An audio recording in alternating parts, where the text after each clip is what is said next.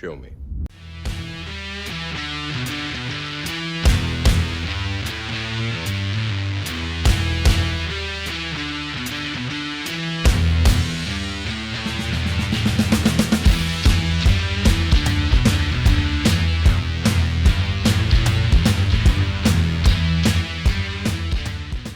I'm a martial arts film freak, and I watched Castle Falls. Skills? Degrees? Did a bit of construction back in the UK between fights. Another. We're in luck. They've been at it a week, but there's a couple days left. He says she's strong enough to accept the transplant. She can't do any more chemotherapy. She's very sick now. I got a proposition for you. I'm sorry, I don't make deals with inmates. Look, it's money in it for you. How much? 3 million. Cash. Everything's gonna be fine, don't worry. $3 million in a building that's going to be dust inside 3 hours. Follow the guard. Find the money. Castle Falls is a 2021 film directed by Dolph Lundgren, starring Dolph Lundgren, Scott Adkins, Jim E. Chandler, Kim DeLonghi, Dave Halls, Scott Hunter, Kevin Wayne, and a few other people who, let's be honest, probably don't really matter for the story. Dolph Lundgren's daughter is also in here somewhere. I don't know. Ida Lundgren. It was Ida Lundgren. That is his daughter, who also just plays his daughter in this movie. But 2021's Castle Falls is sort of about 3 stories converging on one thing. That is, it's Scott Adkins as this washed-up MMA fighter, never really made it super huge, and is now, an old man who has lost too many fights, and he gets submitted all the time, so that's sort of his crux there. He's not good with the submissions, which is very opposite to Boyka, who is the most complete fighter in the world. This guy, not so much. He takes a construction job in which he finds a bunch of money in the walls of a building that is lined with explosives and supposed to be demolished by the end of the day. And then you've got Lundgren, who is a prison warden whose daughter has cancer, and he can't afford the treatment. And he's told that there's money in this building lined with explosives that is set to be demolished by the end of the day.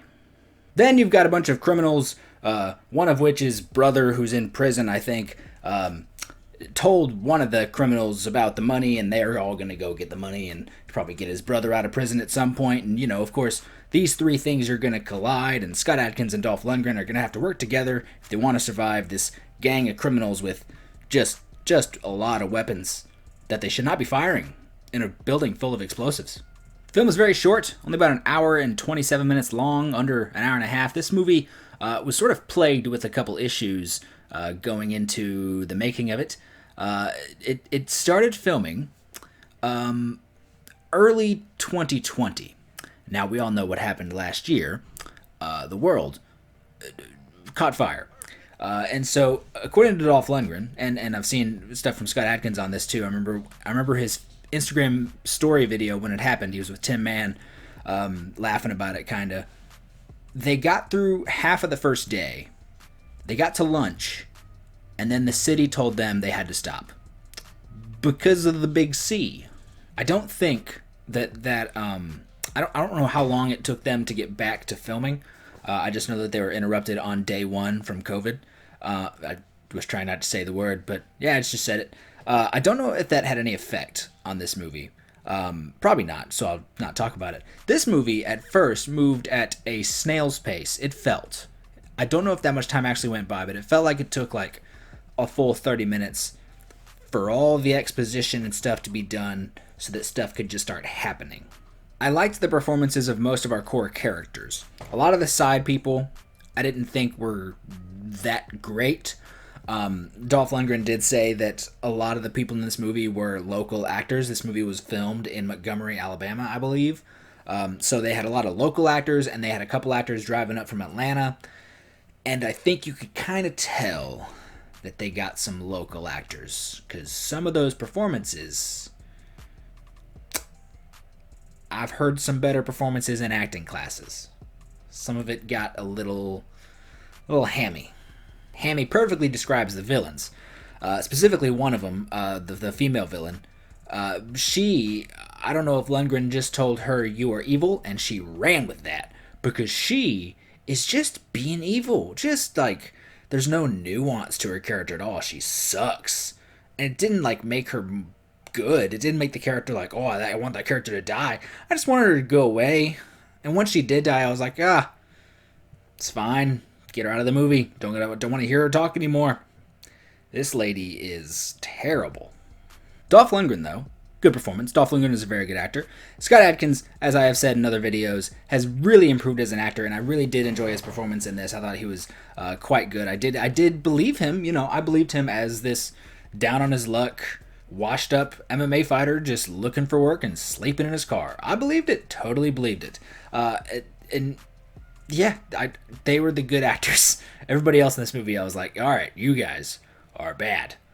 As I joked about at the beginning, I was wholly frustrated several times at the amount of times people fired guns in a building laced with dynamite. And it's not like they didn't know and the movie's just ignoring it. It's not like it's like a plot hole or something. The characters are reminded about 3 times, stop firing, do you want this place to explode? And I don't know. I feel like if you're going to have people bring this up like 3 times, maybe do something with it. Instead, we just keep having people firing guns in this damn building. Like a good idea you could have possibly done with it is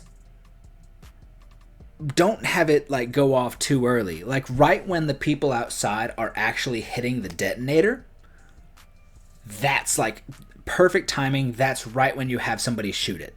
Or like a split second before they hit the detonator, somebody accidentally fires and dynamite goes off. But the people outside are so convinced, like, oh, it was like a second before, but that's right. Everything went smooth here.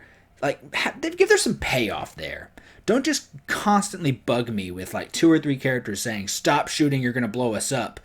And then people just continue throughout the movie to freaking fire guns. It's just annoying, and I was done with it. Aside from that, though, I really did enjoy the story. I thought it was good. I found Scott Adkins compelling. I found Dolph Lundgren compelling. Their stories were good enough. I wanted both of them to win, even though they weren't entirely with each other the entire time. And I wanted my bad guys to lose. At the end of the day, if you want your good guys to win and you want your bad guys to lose, there you go. You got some good movie. The action in this movie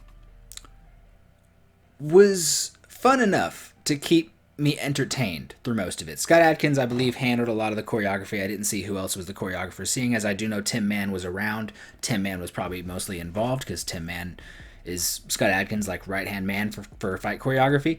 Dolph Lundgren has worked with Scott Adkins before. Dolph Lundgren is fully cool with just letting Scott Adkins be Scott Adkins. They work his character enough that we know that he can fight, but he's not going to be the cleanest fighter. He's going to get beat up a little bit, and that works a lot. Most of the fight scenes in this movie I was completely cool with. There was a short skirmish between Scott Adkins and Dolph Lundgren. I wanted it to be longer because those two can do magic. Dolph Lundgren is one of the most underrated on-screen fighters in my opinion. Dolph Lundgren, aside from just being fully capable, he is an athletic guy even at his age. The dude can go on screen. He's also a really good actor. And so his facial performance, his entire performance, he is acting in his fight scenes. No matter what it is. No matter if he's Drago, no matter if he's anybody from a Universal Soldier movie, because he plays this probably the same character but different versions of himself. Skin Trade, all those movies he did in the 80s and 90s, no matter what it is, Dolph Lundgren acts in his fight scenes, and it makes them even better. Anytime he was trading blows with Scott Adkins in this movie, which it only happened for about 45 seconds, but he's great. He's just good. The fight scenes in this movie were believable. They weren't super crazy over the top. Scott Adkins got to do a few cool, really good kicks. The other people, all the bad guys in this movie were just mostly brawlers, and that worked. Every fight was believable. Every fight was good. The fights in this movie were nothing spectacular, but what's probably going to be the main thing of this movie is they weren't spectacular, but they kept me invested in watching. Like the performances, like the story. Nothing was spectacular, but I was invested. I'm going to give Castle Falls. The fight scenes that were pretty good, the acting that Dolph Lundgren and Scott Adkins were good. Everybody else was a little rough, in my opinion. And the story, which had me entertained enough. I'm going to give it all 3.25 imploding buildings out of 5. Yeah.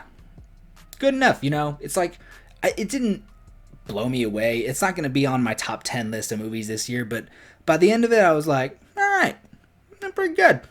But what did you think of Castle Falls? Have you seen it? Scott Adkins, is it his second movie this year? I think. He had one shot earlier this, like last month, or the month before, and then this one. So that makes sense. I feel like it's his second movie this year. What's your favorite Scott Adkins movie this year? What's your favorite Dolph Lundgren movie? Because god dang it, as I said, Dolph Lundgren, one of the most underrated on-screen fighters of all time. Showdown in Little Tokyo. He's great. Tell me your thoughts in the comment section down below. Don't forget to like, share, and subscribe. Get excited for next week. I've got a cool video I'm working on for next week, because I believe next week might be the week The Matrix comes out. That feels right. So aside from also having a Matrix review, I'm gonna try to have this video out, because it's going to be one that I'm gonna have to work my ass off on, and I've barely even started it, but at this point I've got like 2 weeks, so hopefully I'll have it done. Do all those things: like, share, subscribe. Head over to Facebook, where I've got the Martial Arts Film Freak Facebook page, Instagram, Martial Arts Film Freak, Tristan_Glover on the Twitter, and Martial Arts Film Freak on TikTok. Thank you so much for watching, and have a good day.